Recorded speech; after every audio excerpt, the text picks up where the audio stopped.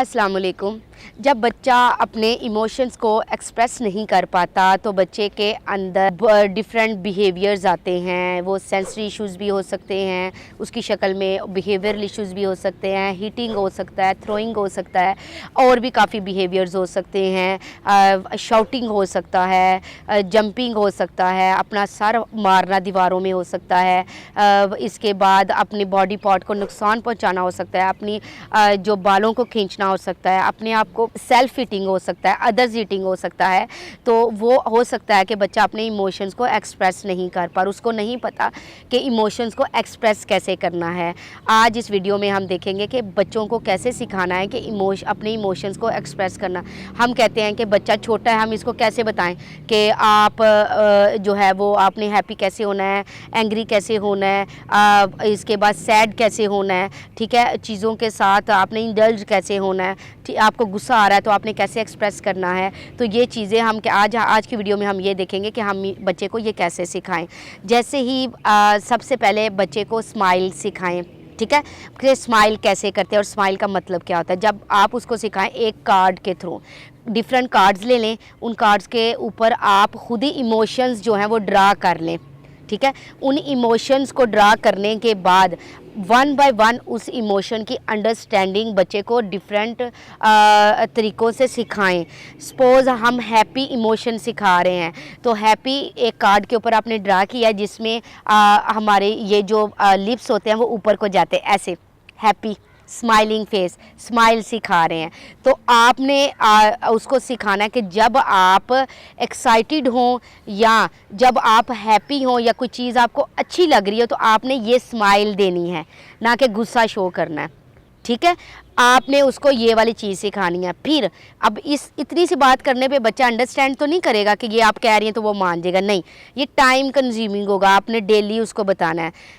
इसके बाद आपने घर में जब कोई हैप्पी हो या घर में आप उसकी वजह से हैप्पी हैं या कोई और बच्चा हैप्पी है तो आपने उसको बताना है she is happy, he is happy, mama is happy, Baba is happy, ठीक है। तो आपने जब उसको ये बताओगे और वो कार्ड भी दिखाना है, ठीक है, this card is happy, this emoji is happy. तो आप जब उसको ये बताओगे तो वो हैप्पी का इमोशन जो है वो सीख लेगा। जब वो हैप्पी तो आप उसको कहे यू आर हैप्पी, उस बच्चे का नेम कॉल करें को आप उसको को आप हैप्पी हो, तो बच्चा फिर इस इमोशन को अंडरस्टैंड कर लेगा। जब भी वो हैप्पी होगा तो वो अपना वो इमोशन एक्सप्रेस करेगा। इसके बाद बच्चे को आपने बताना है कि एंग्री जब है या आपको किसी चीज़ पे गुस्सा आ रहा है तो आपने कैसे एक्सप्रेस करना है। उस कार्ड को आप एक कार्ड के ऊपर एंग्री का इमोजी बनाना है। वो कार्ड आपने उसको पहले बताना है कि ये he is angry, angry, angry. अब बच्चे को एंग्री इमोशन आपने अंडरस्टैंड करवाना है तो आपने एंग्री हो के दिखाना है अपने एक्सप्रेशन के साथ। Mama is angry, baba is angry, bai is angry, सारे एंग्री जितने भी इमोशन जो जहाँ जहाँ पे उसको आपने बताना है कि एंग्री ये होता है। जब बच्चा उस चीज़ को देखेगा, एक तो वो देखे, इसके बहुत से फ़ायदे होंगे।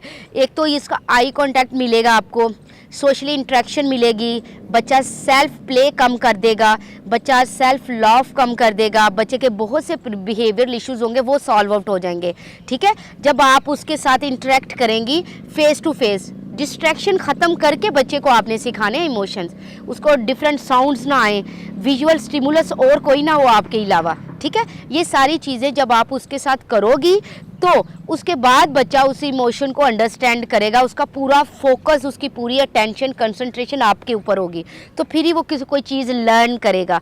आपने बेसिकली उसको लर्निंग करवानी है इन इमोशंस की। हर इमोशन को आपने लेके इसी तरह वन बाय वन उसको अंडरस्टैंड करवानी है। जब बच्चा अपने इमोशन को एक्सप्रेस कर लेता है तो उसकी बहुत सी प्रॉब्लम्स जो हैं वो सॉल्व आउट हो जाती हैं, ठीक है। सोशली कम्युनिकेट करना शुरू कर देता है अपने एक्सप्रेशन से, अपने इमोशन से सोशली इंटरेक्ट करना शुरू कर देता है। और उसको बताएं कि जब कोई गिरे तो आपने लाफ नहीं करना, जब कि कोई किसी को हिट करना है तो आपने लाफ नहीं करना। ये इमोशंस भी आपने उसको एक्सप्रेस करने हैं कि इस पे लाफ नहीं करना, इस पे सैड होना है, ठीक है। दूसरे को अपोलोजाइज करना है, दूसरों के साथ कि कौन से वर्ड्स यूज़ करने हैं, ये भी आपने बच्चे को सिखाना है। आपने आइडेंटिफाई करना है कि ये बिहेवियर है या बच्चे का इंजॉयमेंट का है, बच्चे का अटेंशन गेन करने का, बच्चे का स्केप बिहेवियर है। ये सारी चीज़ें भी आपने आइडेंटिफाई करनी है। वन बाय वन करके आप बच्चे को इमोशंस अपने उसके लर्न करवा सकते हैं। और जहन में रखें कि बच्चे को हर इमोशन सिखाना है, सिर्फ हैप्पी और सैड नहीं सिखाना, हर इमोशंस डिटेल्ड में स्टिकर्स के थ्रू। और फिर जब वो उस इमोशन को रिप्रेजेंट करे, वो प्रेजेंट करे या उसको शो करे, तो आपने उस पे उसको रीइंफोर्स भी करना है। रीइंफोर्स करोगे तो नेक्स्ट भी बच्चा जब वो इमोशन एक्सप्रेस करेगा तो आपने उसको रीइंफोर्स करना है, ठीक है। और बच्चे के जब उसको पेन है वो भी इमोशन सिखाना है। ये सारे इमोशंस आप उसको लर्न करवाएं। Thank you so much.